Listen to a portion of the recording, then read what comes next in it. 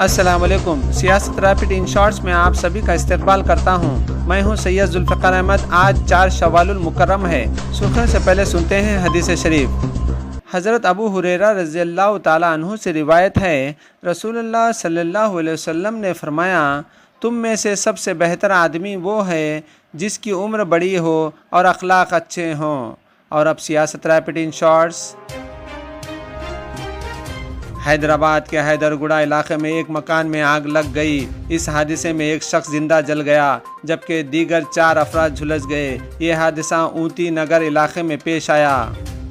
سمجھا جا رہا ہے کہ اے سی میں شارٹ سرکٹ کی وجہ سے یہ حادثہ پیش آیا۔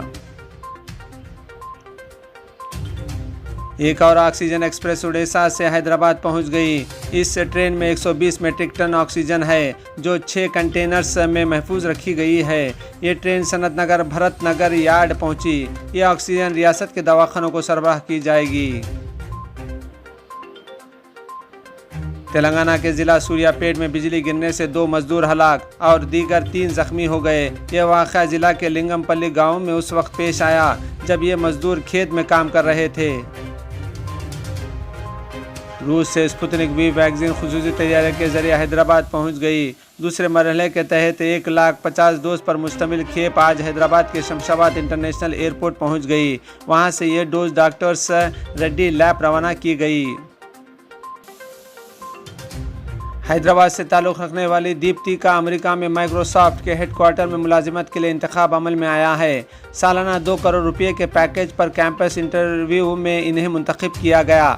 اسی دوران کیمپس انٹرویو میں کئی کمپنیاں انہیں ملازمت دینے کی خواہش مند تھیں، تاہم دیپتی نے مائیکروسافٹ کا انتخاب کیا۔ اس مہینے کی 17 تاریخ کو وہ اپنی ذمہ داری سنبھالیں گی۔ امکان ہے کہ بہت شدید سمندری طوفان توقع اگلے 24 گھنٹوں میں اور زیادہ شدت اختیار کر لے گا اور کل صبح سویرے پوربندر اور مہوا کے درمیان گجرات کا ساحل پار کر لے گا۔ بھارت کے محکمہ موسمیات کے ڈی جی مرتیو نیجے مہاپاتر نے کہا کہ اس طوفان کے پہنچنے پر 155 سے 165 کلومیٹر فی گھنٹے کی رفتار سے ہوائیں چلنے کی امید ہے۔ وزیر دفاع راجناتھ سنگھ آج صبح ویڈیو کانفرنسنگ کے ذریعے کووڈ سے بچاؤ کی دوا 2DG کی پہلی کھیپ جاری کیے۔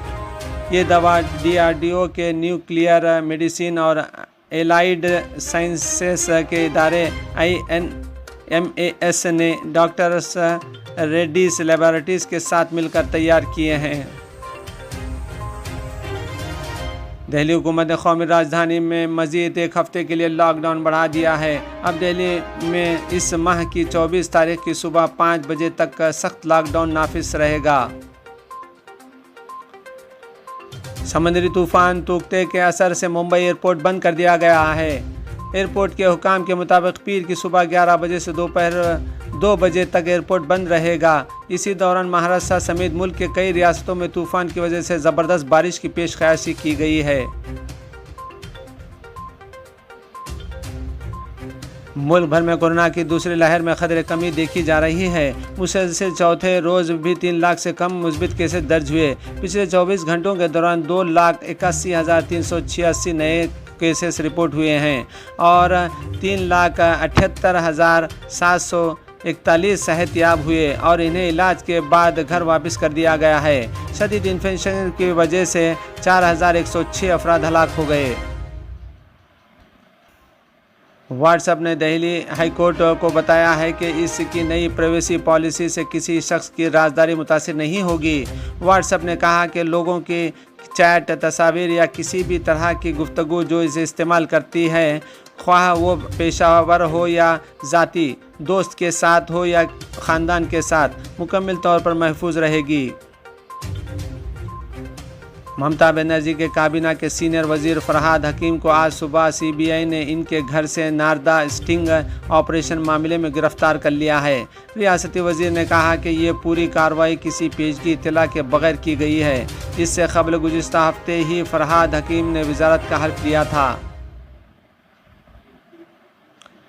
ہندوستان نے اتوار کے روز اسرائیل اور فلسطینیوں کے مابین کشیدگی کم کرنے کے لیے وقت کی ضرورت کا حوالہ دیتے ہوئے دونوں فریقوں کو انتہائی تحمل کا مظاہرہ کرنے کی اپیل کی۔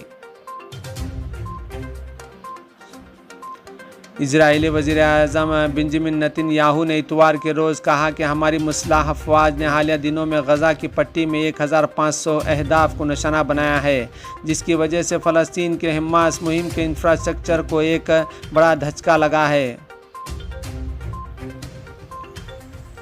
اقوام متحدہ نے اسرائیل اور فلسطین کے مابین جاری جھڑپ کا جلد از جلد روکنے کا مطالبہ کیا ہے۔ اقوام متحدہ کے سیکریٹری جنرل اینٹونیو گوٹریس نے یہ مطالبہ کیا ہے۔ اقوام متحدہ کی سلامتی کونسل کے اجلاس کے دوران اینٹونیو گوٹریس نے کہا کہ لڑائی کا خاتمہ ہونا ضروری ہے، اسے فوری طور پر روکا جائے۔ انڈونیشیا میں ایک کشتی پر سیلفی لینے کی کوشش میں 7 افراد ڈوب کر ہلاک ہو گئے۔ فرانسیسی خبر رساں ادارہ AFP نے پولیس کے حوالے سے بتایا کہ جاوا جزیرے میں ایک کشتی پر سوار سیاح سیلفی لینے کی کوشش میں ڈوب گئے، جن میں سے 7 افراد ہلاک ہو گئے۔ مغربی کنارے میں ایک یہودی عبادت گاہ میں لوگوں کے بیٹھنے والا اسٹینڈ منہدم ہو جانے سے 2 افراد ہلاک اور درجنوں زخمی ہو گئے۔ یہ حادثہ یہودیوں کے مذہبی تہوار شاؤت کے موقع پر پیش آیا۔ اسرائیلی طبی عملے کا کہنا ہے کہ مغربی کنارے میں واقع ایک سیانگانگ میں اتوار کے روز پیش آنے والے حادثے میں کم از کم 2 افراد ہلاک اور تقریباً 160 دیگر افراد زخمی ہو گئے۔ اسرائیل اور غزہ بحران ہلاکتوں کی تعداد 200 سے متجاوز۔ اسرائیل نے پیر کی صبح بھی غزہ پر فضائی حملے کیے ہیں، جبکہ اسرائیلی وزیر اعظم بنجامن نیتن یاہو نے فوجی کارروائی جاری رکھنے کا اعلان کیا ہے۔ اسرائیل کی جانب سے غزہ پر فضائی حملوں کا سلسلہ جاری ہے اور اس طرح یہ عسکری تنازع اب دوسرے ہفتے میں داخل ہو گیا ہے۔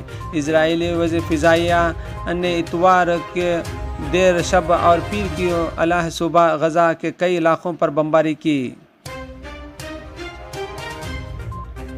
شہر آفاق ترک ڈرامہ ارطغرل غازی میں مرکزی کردار ادا کرنے والے ترک اداکار انجن التان نے اسرائیل کے یروشلم یعنی مقبوضہ بیت المقدس میں مسجد الاقصی پر حملہ آور غزہ کی پٹی پر وحشیانہ بمباری اور تشدد کے واقعات کی مذمت کی ہے۔